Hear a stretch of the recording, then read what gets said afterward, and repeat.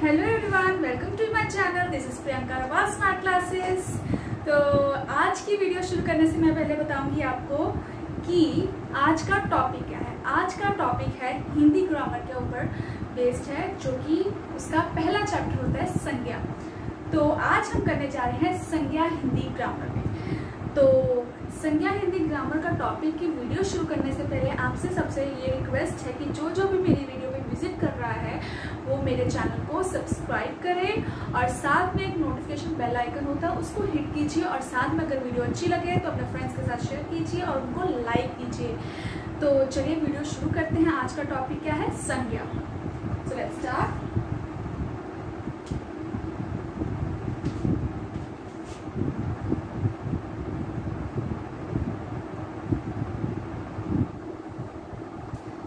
संज्ञा को इंग्लिश में क्या कहते हैं? नाउन्स। ठीक है, संज्ञा क्या होता है? नाउन। तो संज्ञा किसको कहते हैं? नाउन किसको कहते हैं? किसी भी प्लेस, एनिमल, पर्सन या थिंग के नाम को क्या कहते हैं? नाउन। तो उसी तरह से संज्ञा जो है हिंदी में हम कन्वर्ट करते हैं तो उसका मतलब ये होता है कि किसी भी व्यक्ति, वस्तु, स्थान या जाति के नाम को जहाँ पे उनका प्रॉपर नाम आ जाए या फिर उनके बारे में बात की जाए तो उसको कहते हैं, उस वर्ड को, नाउन। ठीक है, संज्ञा किसे कहते हैं? किसी भी व्यक्ति, वस्तु या स्थान के नाम को संज्ञा कहते हैं।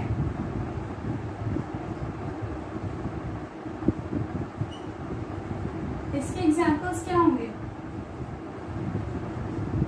इसके एग्जाम्पल्स हैं जैसे कि रमा एक पुस्तक, हिंदी की पुस्तक पढ़ रही है, तो इसमें क्या नाउन है? जैसे कि किसी भी व्यक्ति का नाम आ जाए, जैसे कि रमा, तो रमा किसी व्यक्ति का नाम है, कोई नाम के बारे में बता रहे हैं, उसकी वो पर्सन क्या कर रहा है, तो रमा क्या है? नाउन, यानी कि संज्ञा। ठीक है, जैसे कि ताजमहल एक सुंदर स्थान है, तो अब किसका नाम आ गया? ताजमहल। इसके बारे में बात हुई, ताजमहल के बारे में, तो ताजमहल क्या है? संज्ञा। ठीक है, और इसमें किसी भी व्यक्ति, वस्तु या स्थान के नाम को संज्ञा कहते हैं। लेकिन इसके कितने टाइप्स होते हैं? इसके 5 तरह की संज्ञा होती है। इसके 5 भेद होते हैं। 5 भेद होते हैं इसके।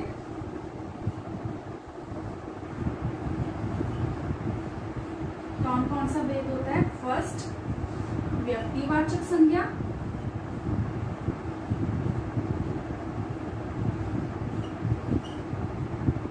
सेकंड होता है जातिवाचक संज्ञा।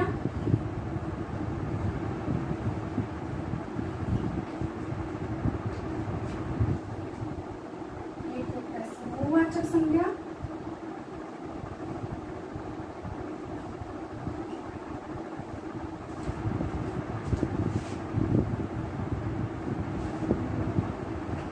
भाववाचक संज्ञा।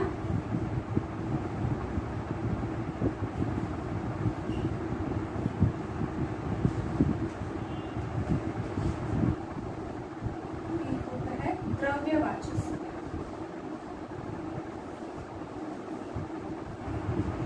ठीक है, संज्ञा के कितने टोटल टाइप से कितने भेद हैं? 5। व्यक्तिवाचक संज्ञा, जातिवाचक संज्ञा, भाववाचक संज्ञा, समूहवाचक संज्ञा और द्रव्यवाचक संज्ञा। तो इन 5 भेद को मैं एक एक भेद को आपको समझाऊंगी। ठीक है, सबसे पहले हम बात करेंगे व्यक्तिवाचक संज्ञा। ठीक है,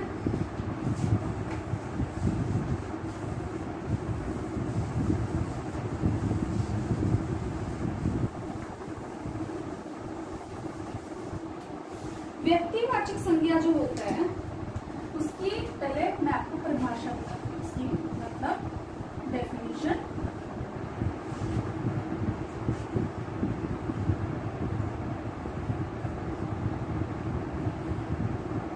व्यक्तिवाचक संज्ञा क्या होता है, जैसे मैंने आपको बताया था, किसी भी प्लेस, किसी भी एनिमल यानी कि किसी भी व्यक्ति, प्राणी, जाति या स्थान के नाम को जब प्रॉपर नाम आ जाए उसको कहते हैं व्यक्तिवाचक संज्ञा।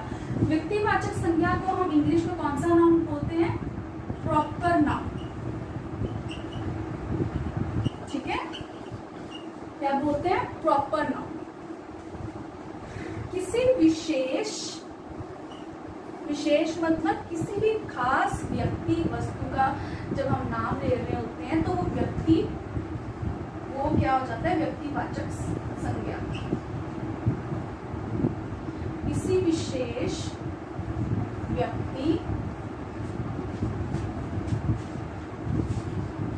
प्राणी, वस्तु या स्थान को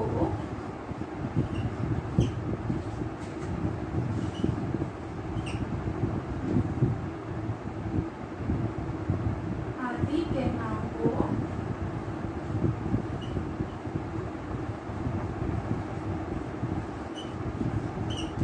व्यक्तिवाचक संज्ञा कहते हैं।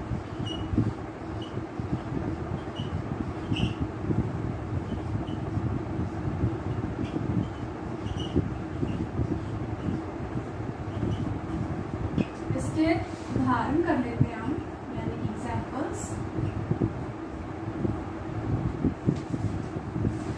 जैसे कि मैं बात करूं कि लाल किला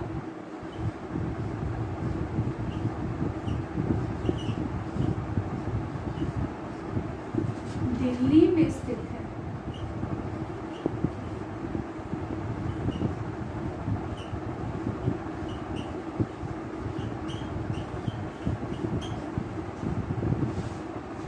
अब बताओ, लाल किला दिल्ली में स्थित है, इसमें कौन सा संज्ञा होगी? किसी भी व्यक्ति, वस्तु या स्थान के नाम को हम संज्ञा कहते हैं ना, तो व्यक्तिवाचक में इसमें कौन से स्थान के बारे में बात की है? लाल किला। कौन सा नाउन है? कौन से स्थान का नाम आया है? लाल किला। अब हमें पता चल रहा है ना इसमें प्रॉपरली कि किस नाउन के बारे में बात हो रही है, मतलब उस जगह का नाम हमें प्रॉपरली शो हो रहा है ना इस उदाहरण में, इस सेंटेंस में। लाल किला किसी जगह को ऐसे ही तो नहीं बोला गया कि दिल्ली में है, दिल्ली में एक बहुत प्रसिद्ध जगह है। अब कौन सी प्रसिद्ध जगह है वो तो हमें नहीं मालूम, लेकिन इसमें प्रॉपरली हमें पता चल रहा है कि लाल किला दिल्ली में स्थित है, तो लाल किला क्या हो जाएगा? Proper noun. ठीक है, और लाल किला कहाँ पे स्थित है? ये तो नहीं बोला कि लाल किला बहुत ही प्रसिद्ध जगह है। अब कहाँ पे मेनली ये स्थित है? दिल्ली में। कौन सी मेनली सिटी का नाम आ गया है? प्रॉपरली हमें पता चल रहा है कि लाल किला कहाँ पे है? दिल्ली में। दिल्ली क्या हो गया? व्यक्तिवाचक संज्ञा, जिसको हम इंग्लिश में बोलेंगे प्रॉपर नाउन। ठीक है, नेक्स्ट है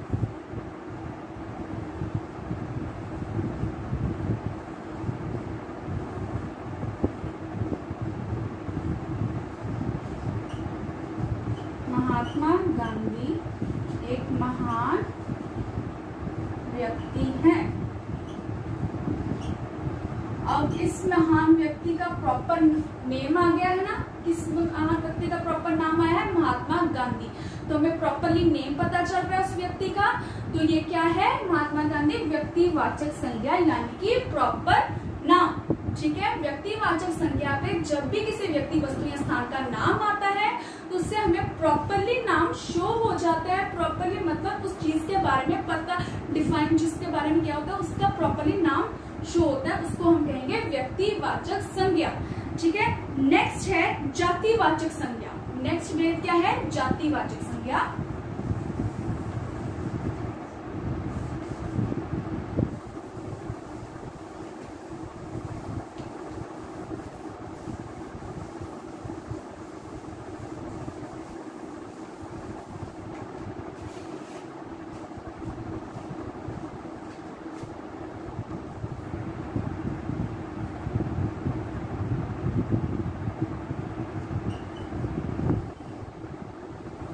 अब जातिवाचक संज्ञा को हम इंग्लिश में कौन सा नाउन कहते हैं? Common noun.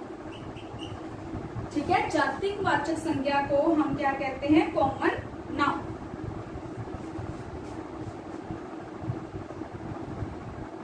जातिवाचक संज्ञा कौन सी होती है? जिस संज्ञा में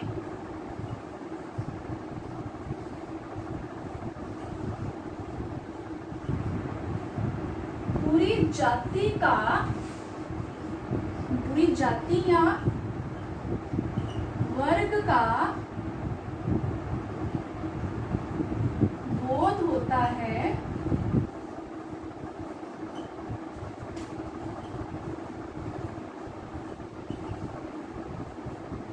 उसको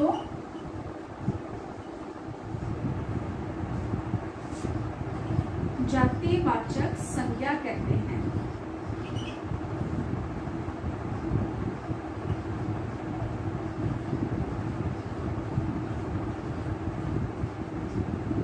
अब जातिवाचक संज्ञा को कहते हैं कि उस जब किसी पूरी जाति का हमें पता चले, जैसे हम बोल रहे थे ना ताजमहल दिल्ली में स्थित है। अब ताजमहल एक प्लेस का प्रॉपर नाम आ गया था, तो वो था व्यक्तिवाचक संज्ञा। ठीक है, अब जब हमें पता चले उसका कि कॉमन नाम क्या है, जैसे हम किसी नदी का नाम बोलते हैं, गंगा नदी हरिद्वार में स्थित है। अब कौन सी नदी हरिद्वार में स्थित है? गंगा नदी। प्रॉपर नाम पता चला, वो व्यक्तिवाचक होगा। लेकिन अगर मैं बोलूं नदी इस पर्वत से निकलती है,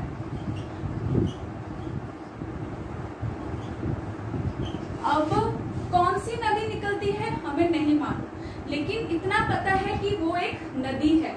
ठीक है, गंगा नदी होगी, सरस्वती नदी होगी, ये सब उनके नाम आ जाएंगे तो व्यक्तिवाचक संज्ञा हो जाएगा। अगर नदी आ जाएगा तो वो भी संज्ञा ही होता है, लेकिन वो कौन सी टाइप की संज्ञा होती है? जातिवाचक संज्ञा। ठीक है, जिससे हमें किसी चीज की जाति का पता चले कि वो क्या है, एक नदी है। ठीक है, उसकी जाति का क्या पता चल रहा है कि वो एक नदी है और इस पर्वत से निकलती है। अब कौन से पर्वत से निकलती है उसका प्रॉपरली नाम नहीं पता, लेकिन इतना पता है कि कौन सी जाति में वर्ग से निकल रही है, पर्वत से। ठीक है, ठीक है, वो प्लेस का प्रॉपर कॉमन नाउन क्या है? पर्वत। लेकिन कौन सा पर्वत है वो नहीं, अगर होता तो वो प्रॉपर नाम हो जाता है। ठीक है, नदी इस पर्वत से निकलती है, तो नदी क्या है? कॉमन नाउन, और पर्वत क्या है? Common noun. जैसे अगर मैं बोलूं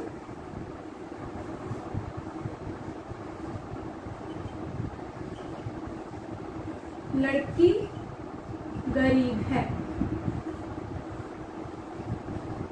अब मैं किसके बारे में बात करूं? जिसके बारे में लड़की के बारे में बात करूं, लेकिन उस लड़की का क्या नाम है हमें नाम नहीं पता, लेकिन उसकी जाति क्या है? लड़की। ठीक है, तो उस संज्ञा को क्या कहेंगे? जातिवाचक संज्ञा। ठीक है, प्रॉपरली हमें इसका नाम नहीं पता चला, लेकिन उस जिस जाति के बारे में बात हो रही है वो जाति है लड़की, तो दैट मीन्स इट्स अ जातिवाचक संज्ञा, कॉमन नाउन इन इंग्लिश। ठीक है, अब नेक्स्ट करते हैं हम भाववाचक संज्ञा।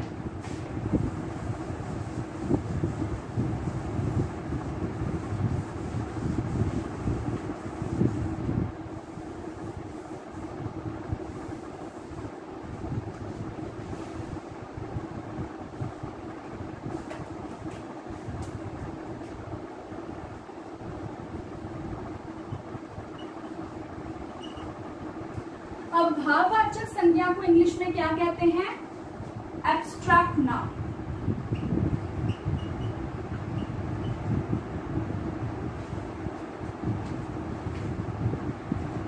इसकी डेफिनेशन है जिस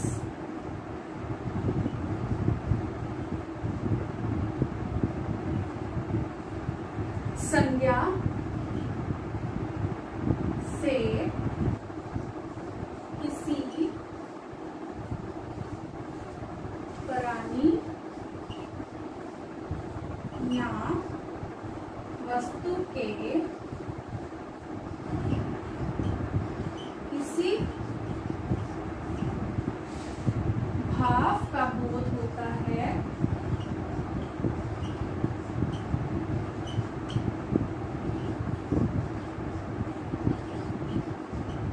उसे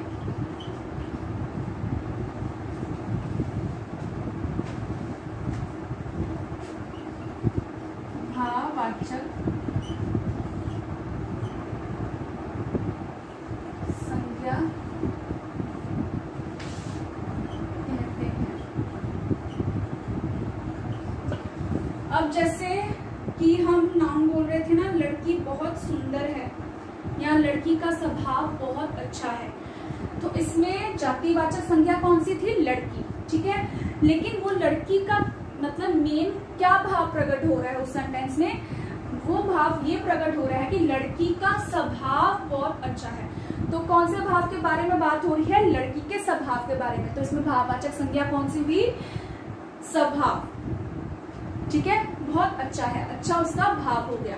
ठीक है, अगर मैं बोलूं लेखक को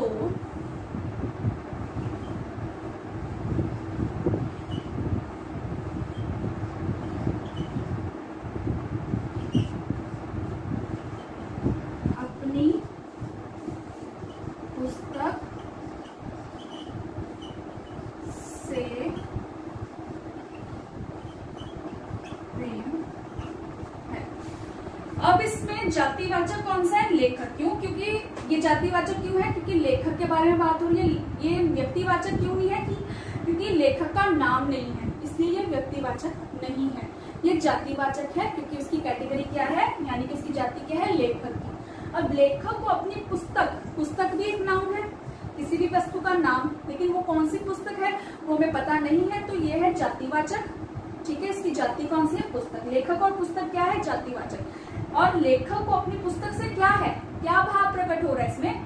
प्रेम। लेखक को अपनी पुस्तक से प्रेम है, तो प्रेम क्या है? भाववाचक संज्ञा।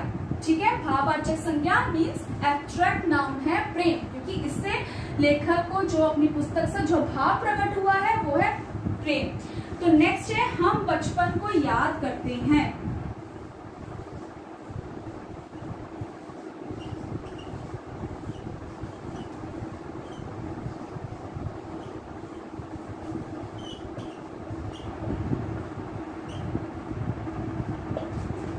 अब इसमें कौन सा भाव है? बचपन। ठीक है, बचपन। इसमें कौन से भाव के बारे में बात कर रहे हैं हम? बचपन के बारे में। ठीक है, हम बचपन को याद करते हैं। बचपन क्या हो गया? भाववाचक संज्ञा। नेक्स्ट है संज्ञा समूहवाचक संज्ञा, वो कर लेते हैं।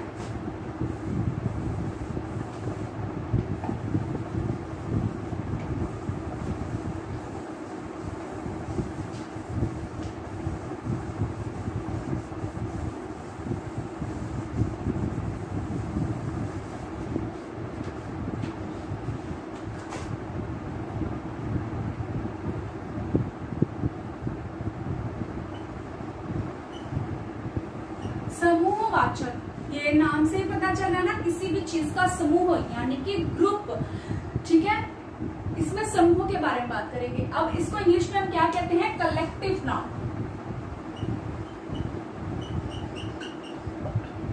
मतलब किसी भी सेम कैटेगरी के जब पर्सन्स या कुछ भी चीजें, वस्तु भी हो सकती है वो, या पर्सन भी हो सकता है, जब उन सेम कैटेगरी की चीजों को जब हम इकट्ठे करते हैं, कलेक्ट करते हैं, तो वो जो ग्रुप बनता है, समूह बनता है, उसको कहते हैं समूहवाचक संज्ञा, जिसमें जिस संज्ञा शब्द से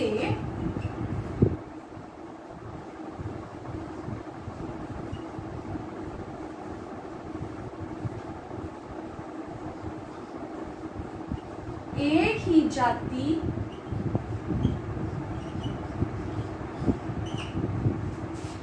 ही जाति के व्यक्ति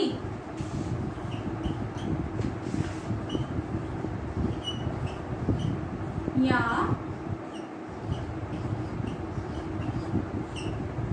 वस्तु के समूह को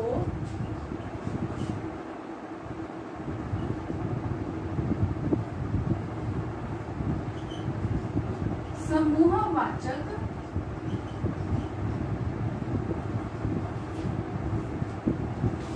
संज्ञा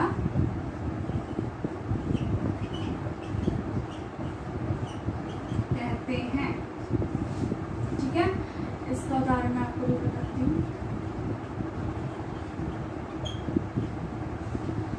मैंने आपको बताया था ना कि किसी भी सेम कैटेगरी यानी कि एक ही जाति के, सेम जाति के जब व्यक्ति या वस्तु का ग्रुप बन जाए, समूह बन जाए, उसको कहते हैं समूहवाचक संज्ञा। अगर मैं बोलूं यह अंगूर का गुच्छा है, अब इसमें किस जाति के बारे में बात हो रही है? अंगूर। ठीक है। अब फल ये जातिवाचक नहीं है, ये एक तरह से व्यक्तिवाचक है। अब फल का नाम आ चुका है। ठीक है। अब ये कैटेगरी तो फलों की है ना, तो अब एक ही जाति का ना, उसके एक ही जाति के समूह को क्या कहा गया है? गुच्छा। तो यानी कि इसमें गुच्छा क्या हो गया? समूहवाचक संज्ञा। यह अंगूर का गुच्छा है, यानी कि अंगूरों के समूह को गुच्छा कहते हैं, तो गुच्छा क्या बन गया? समूहवाचक संज्ञा की एग्जाम्पल। ठीक है। नेक्स्ट है, यह पशुओं का झुंड है।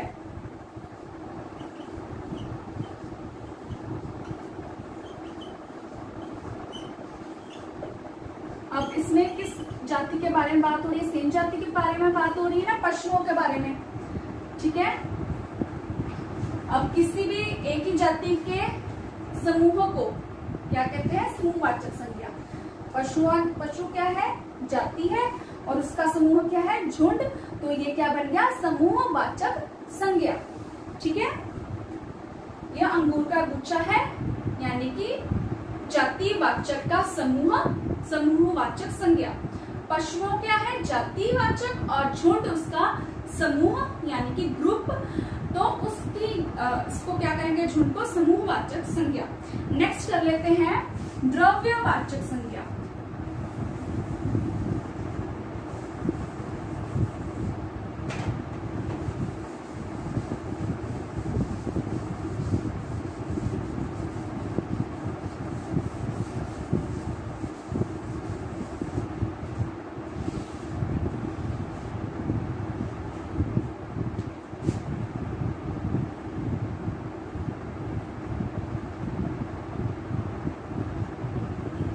द्रव्यवाचक संज्ञा को इंग्लिश में हम कहते हैं मास नाउन।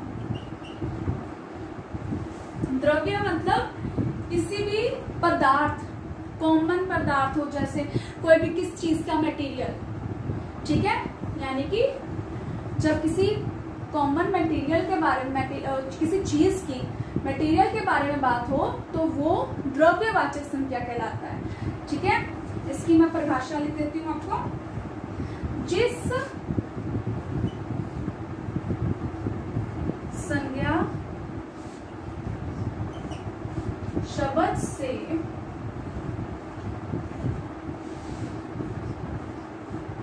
धातु, द्रव्य या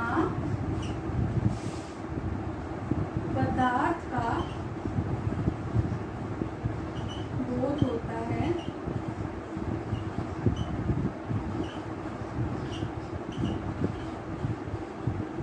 उसे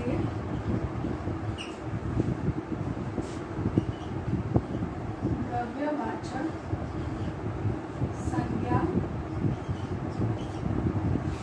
कहते हैं। उदाहरण है इसके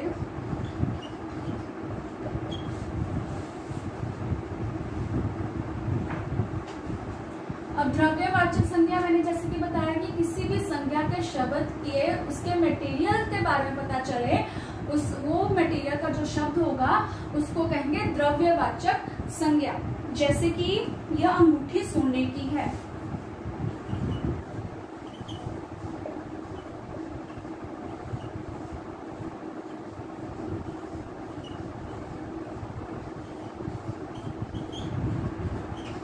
अब इसमें किस चीज के बारे में बात हो रही है? अंगूठी के बारे में। तो उसका पदार्थ या धातु क्या है? सोना। तो सोने की है, तो सोना कौन सी संज्ञा हो गई? द्रव्यवाचक संज्ञा। यह अंगूठी सोने की है, तो अंगूठी कौन से पदार्थ या धातु की है? सोने की। तो सोने जो है वो किसकी संज्ञा, कौन सी संज्ञा हो गई? द्रव्यवाचक संज्ञा। नेक्स्ट है एग्जाम्पल,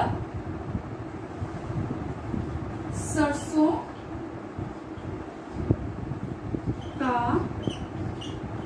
तेल कितने रुपए किलो है?